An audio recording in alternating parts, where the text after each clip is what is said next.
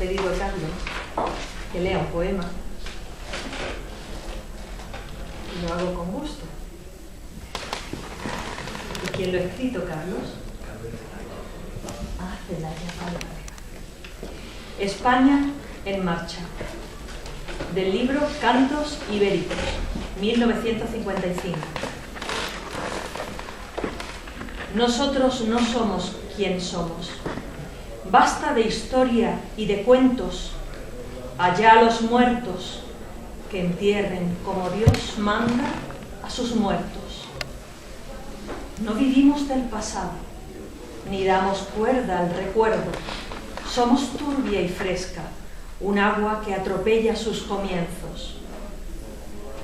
Somos el ser que crece, somos un río derecho, somos el golpe temible de un corazón no resuelto. Somos bárbaros sencillos, somos, a muerte, lo ibero, que aún nunca logró mostrarse puro, entero y verdadero. De cuanto fue, nos nutrimos, transformándonos crecemos, y así somos quienes somos, golpe a golpe y muerto a muerto. A la calle, que ya es hora de pasearnos a cuerpo y mostrar que pues vivimos, anunciamos algo nuevo. No reniego de mi origen, pero digo que seremos mucho más que lo sabido, los factores de un comienzo. Españoles con futuro y españoles que por serlo, aunque encarnan lo pasado, no pueden darlo por bueno. Recuerdo nuestros errores, con mala saña y buen viento, ira y luz, Padre de España, vuelvo a arrancarte del sueño. Vuelvo a decirte quién eres, vuelvo a pensarte suspenso, vuelvo a luchar como importa y a empezar por lo que empiezo. No quiero justificarte, como haría un leguleyo. Quisiera ser un poeta y escribir tu primer verso. España mía, combate que atormentas mis adentros, para salvarme y salvarte, con amor te deletreo. Gracias a Gabriel Celaya. Bueno, este poema es un poco, yo creo que está contenido todo lo que es el ser español en muchos aspectos, y mejor que no lo podamos decir. La verdad es que es muy complicado de acotar el significado del ser español y más del ser español del siglo XXI. En este mundo tan globalizado pues se vienen preguntas como ¿tiene sentido ser español en el día de hoy? ¿Se ha convertido en algo relativo en un mundo donde triunfa la relatividad de todo? ¿Cambian algo ser español los suecos en inglés, siendo solamente máquinas productivas, no personas? Estas son algunas preguntas que os planteo y que me gustaría que luego en el debate o la apertura que se pueda hacer, pues ayudéis todos a contestar o dar vuestra visión. En este nuevo orden mundial, utilizando el nuevo término de globalización, donde se nos homogeneizan todos los valores y patrones de conducta, donde la liberación económica debilita las fronteras entre los países y los gobiernos, donde se pierde la identidad nacional y la soberanía de los países y donde se difunde como ideología legitimadora el liberalismo, ¿tiene sentido lo español? Mi respuesta es afirmativa. Creo que tiene todo el sentido. ¿Se puede hablar de identidad nacional en este mundo totalizador? Aunque el futuro nos está mostrando desaparición de fronteras, en lo económico, se puede acercar a la supresión de naciones. Si ello fuese posible, se trataría de naciones como entidad política, pero creo que nunca como formas de procesos culturales diferentes, porque para ello sería necesario suprimir lo específico de cada pueblo, su historia, su cultura, su idioma, y creo que eso no va a ser posible, no será posible. Por eso las similitudes culturales que genera y continúa generando esta civilización industrial, la tendencia es afirmar la individualidad de las naciones y no su uniformidad, como resistencia pues, a este nuevo orden totalizador, ¿no? Me planteo que estamos enfrente a eso y vamos a resistir como nación.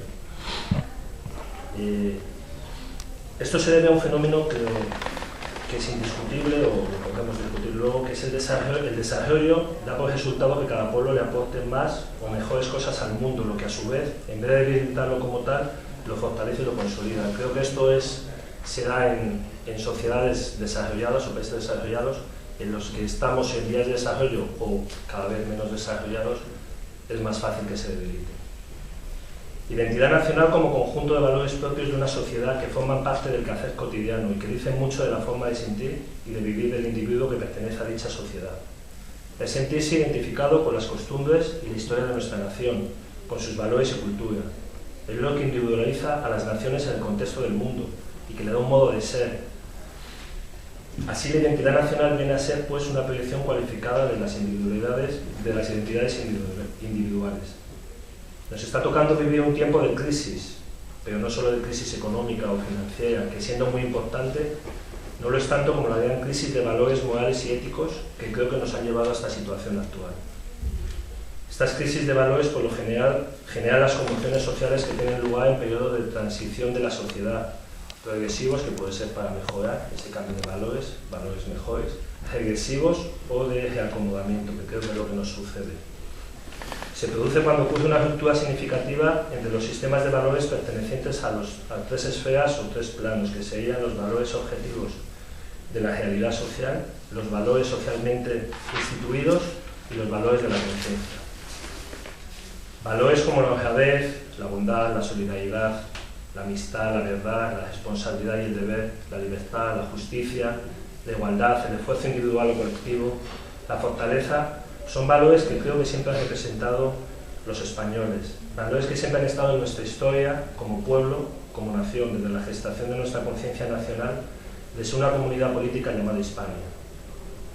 Valores representados en ese loco maravilloso, auténticamente español, como era la figura de Don Quijote. Don Quijote se convierte en un símbolo de bondad, de sacrificio solidario y de entusiasmo. Valores relacionados con la defensa del desválido, del amor auténtico, desinteresado. La espada al servicio de una causa justa, de impedir un abuso contra el débil, o contra cualquier injusticia, nunca en beneficio propio, solo al servicio de una causa noble. Don Quijote como símbolo y arquetipo, esencia de valentía, dispuesto a luchar por un ideal y dar su vida por él sin esperar nada a cambio. Amante de las utopías, que levanta banderas de sus ideales sin complejo. La honestidad, la protección del más débil, la solidaridad, la motivación permanente y el espíritu más fuerte del pueblo. Pero si miramos hoy al español de hoy, a la España de hoy, pues cuesta ver estos valores. Hoy triunfa lo contrario. Las herencias recibidas de los pícaros del siglo XVI, los rinconetes, los lazarillos, son juegos de artificio con los nuevos pícaros que los han superado y multiplicado exponencialmente. La corrupción política y financiera, la falta de justicia, la falta de un proyecto de vida en común, la falta de democracia. No tenemos separación de poderes, no hay mandato imperativo, no podemos elegir a nuestros representantes, no podemos presentarnos para ser representantes. El engaño, el egoísmo, el individualismo, el desprecio a la tradición, la competitividad, el buscar el enriquecimiento fácil sin esfuerzo, el pasar por encima del otro, el aprovecharse del débil, triunfa en nuestra sociedad. Ejemplos pues los tenemos de basura, en nuestros políticos de todo signo, caso Matas, caso Gürtel, caso de los de Andalucía, con nuestro representante del Estado español, que es el rey de España, con el caso Unai, tantos y tantos ejemplos. Si el hombre público es el que da ejemplo a la sociedad, podemos esperar sentados. Como dice Gabriel Celaya en su poema, no vivimos del pasado ni damos cuerda al recuerdo. No podemos estar siempre viviendo de las nostalgias, de tiempos pasados mejores, de ese siglo de oro, de ese imperio. Eso siempre lleva a la inacción, a la parálisis. Son momentos de movernos, de crecer. Debemos de mirar a nuestra tradición, a nuestra cultura, a nuestra historia, pero solo para tomar impulso y progresar. Nos toca a nosotros ahora buscar esos valores que nos hicieron grandes como nación y aplicarlos en nuestra vida, en nuestro entorno, en nuestro trabajo, en nuestros pueblos. Siempre fuimos un pueblo creativo, innovador, siempre con grandes profesionales en todos los campos de la ciencia, de las humanidades, investigadores, científicos, escritores, políticos, pintores intelectuales. Pioneros siempre con un espíritu de superación, con necesidad de una renovación espiritual, de nuevos ideales de vida para vencer la pereza y la atonía que nos atenaza. Y no es momento de optimismos y de autocomplacencia. Eso es lo que este sistema nos busca, desactivarnos y ser sus cómplices. Somos el presente.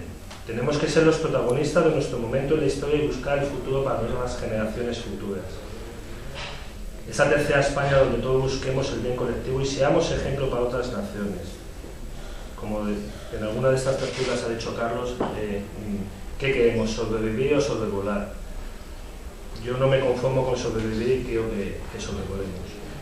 Debemos de concebir España como un proyecto de todos y para todos, y proyectarlo hacia afuera, que nuestras obras y valores sirvan a otras naciones y a la nuestra, buscar esa universalidad. En ese proyecto, nuestra apuesta a esa superación de nación es hoy en lo político la democracia, pero la democracia auténtica, con separación de poderes, como dije antes, con derecho a elegir a nuestros representantes, a ser representados, a que haya un imperativo de mandato. También en lo económico, que esa democracia económica como aspiración de llegar a suprimir la genialidad en el trabajo, integrando en el mismo destino al hombre y el desempeño de su actividad laboral, como contribución al funcionamiento organizado de la sociedad y de la distribución de la riqueza, poniendo la propiedad de los medios en manos del trabajo y no del capital. Como decía nuestro filósofo y escritor Miguel de Unamuno, que ha sido sus 75 años de su muerte, me duele España. Creo que nos duela mucho, pero ahora nos toca a todos nosotros ser inconformistas y conquistar el presente y el futuro. Muchísimas gracias, Carlos.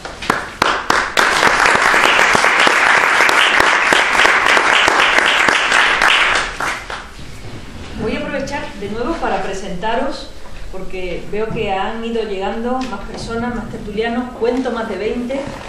Esta es la tertulia de las 3 tertulias, reflexiones sobre el ser, y es la que trata sobre el ser político.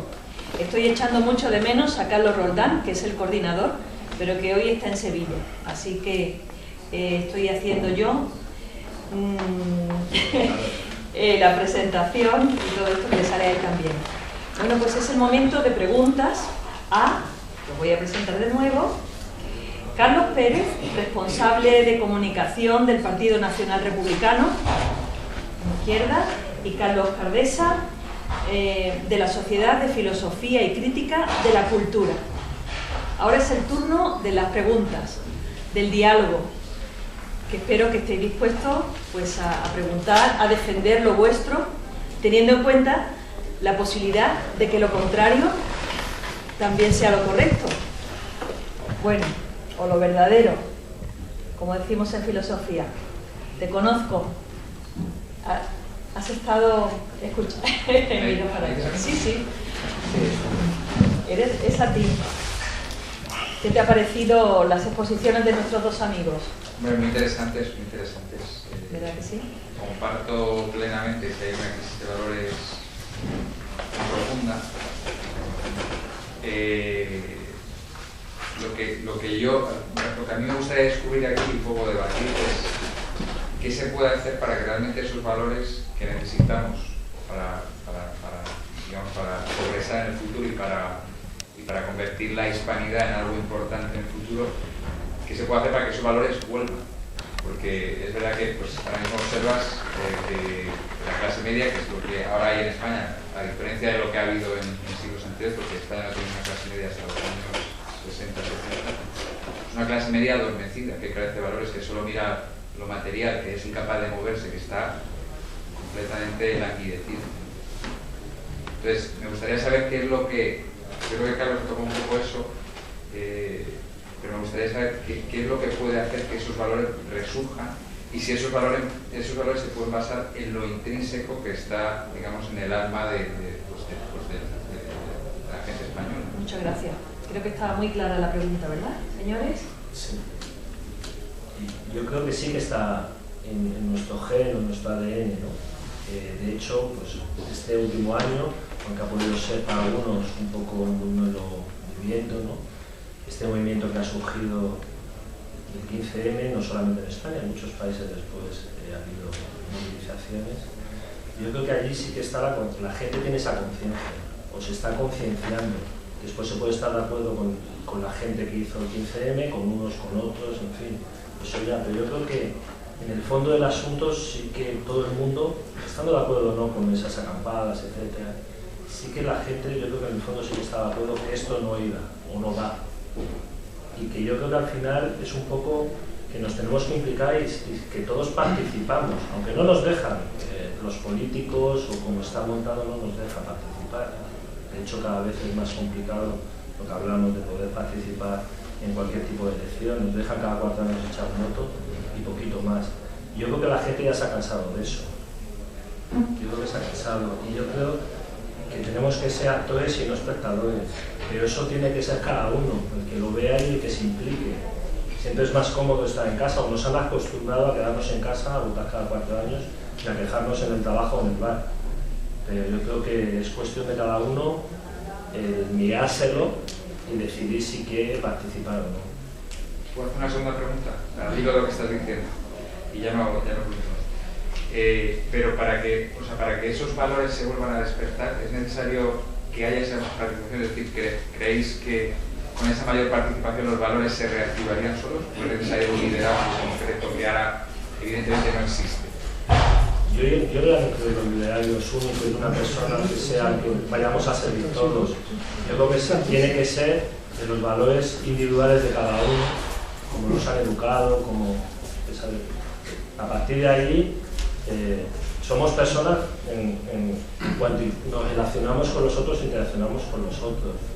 Está muy bien que cada uno se mire sus valores, su actitud ante la vida, pero al final yo creo que lo tenemos que interrelacionar con el de al lado.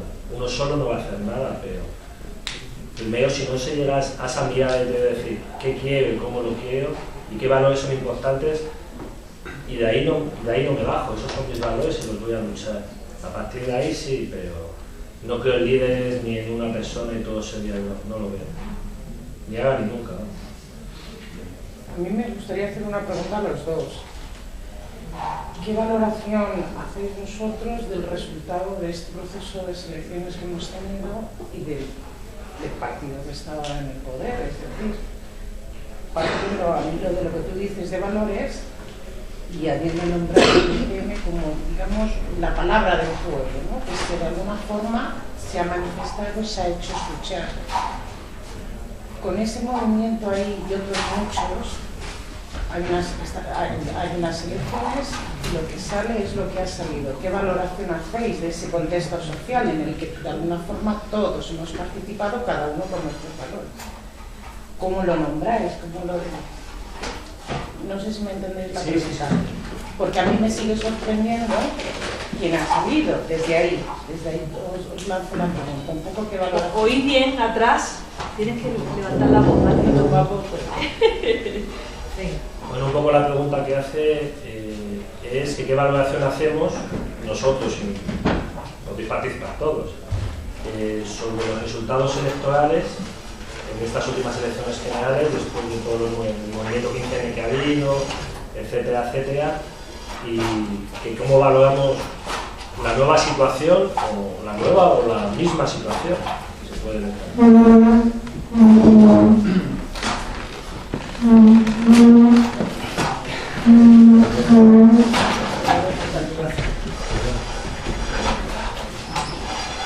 Gracias, perdona. La siguiente tertulia necesitaba pantalla.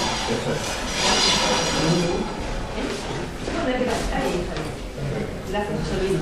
Perdóname, José Luis. Tráeme unas invitaciones de lo del día 25 del Salón de Arte. Gracias. Bueno, ¿cuál es nuestro análisis de las elecciones? Pues que todo sigue más o menos igual. Me explico. Nosotros no diferenciamos entre PP y PSOE.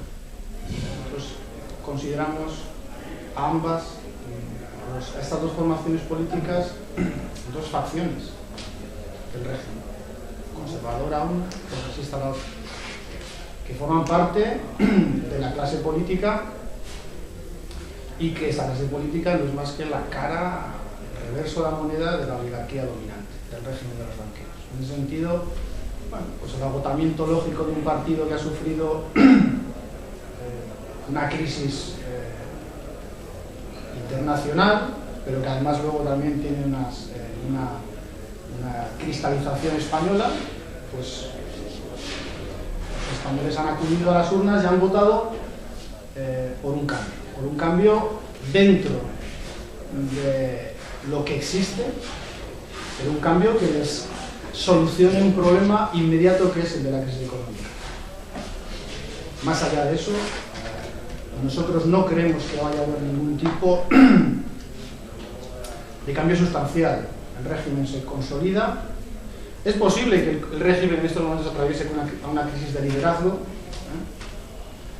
y que el PP ahora toma el relevo en la aplicación de unas medidas, por ejemplo, económicas, de recortes, que ya habían empezado con el PSOE, y que son nada más y nada menos que la concreción de lo que se decide en Berlín. ¿Cómo ha influido la cuestión del 15M? Y esto me permite enlazar con la anterior pregunta sobre los valores. Nuestro análisis del 15M pues, no es tan optimista como seguramente otros, o algunos de los aquí presentes pueden tener.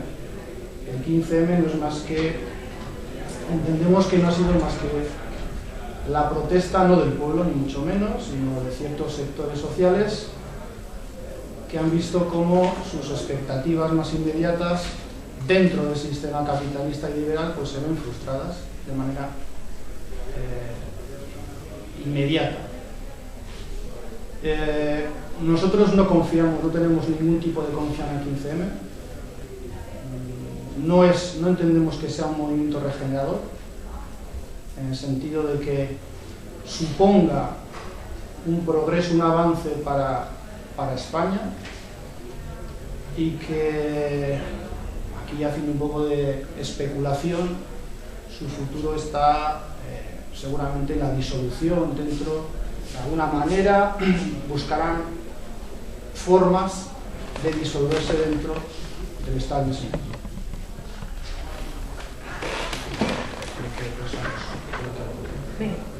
Yo un poco parecido, ¿no? Yo creo que seguimos igual. Ha sido pues un recambio, ¿no? El agotamiento del Partido Socialista de estas dos legislaturas por la crisis, pues la gente ha optado por lo otro que hay. Lo otro que nos llevan vendiendo durante 30 años casi, ¿no? El partidismo. No se sale mucho del régimen que tenemos. Ante esta situación que, como decía antes, estamos adormecidos, la sociedad está adormecida, y lo que buscamos son soluciones rápidas, y nos hemos acostumbrado a eso, a que nos lo solucione otro, ¿no?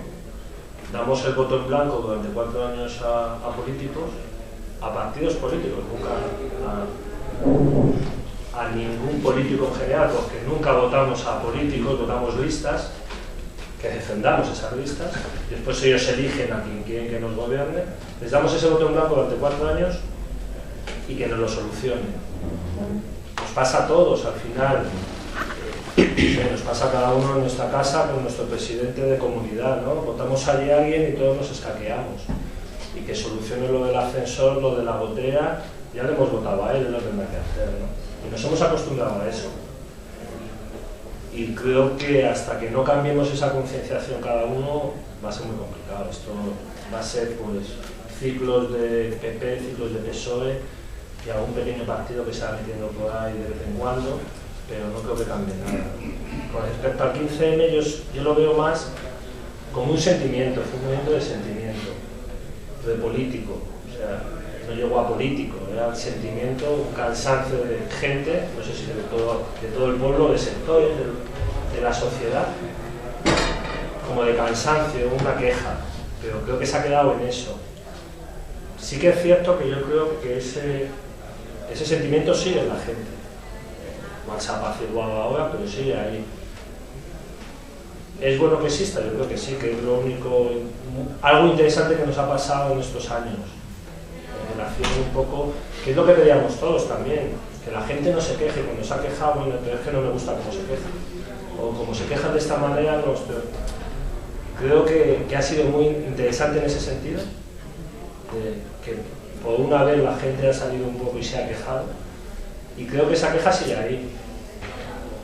ahí porque por llegar al PP no creo que se vaya a solucionar nada. Si se soluciona a nivel europeo, a nivel mundial, empieza a mejorar este ciclo económico, pues a lo mejor mejoramos un poquito, pero perdiendo mucho, porque ya lo hemos perdido. De hecho, entre los trabajadores creo que estamos perdiendo cada día a mansalva cosas que se han ganado, y lo que van a hacer es apretarlo mucho más. Bueno, Perdóname, el señor de atrás.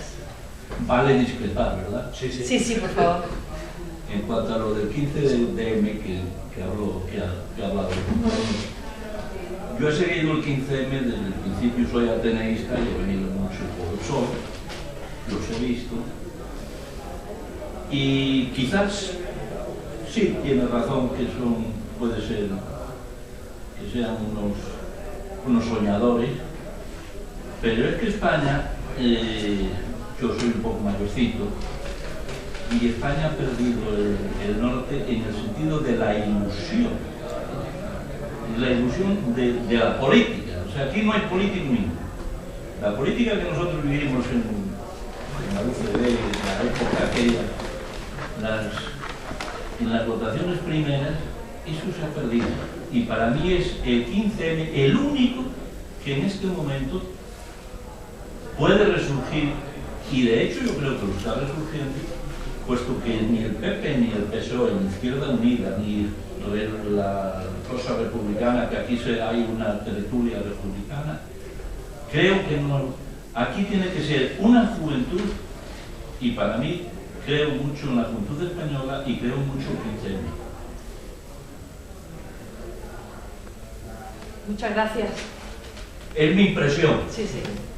Cuando ha dicho, he venido aquí a oír al profesor, se refiere a Agustín García Calvo, ¿no? Los miércoles.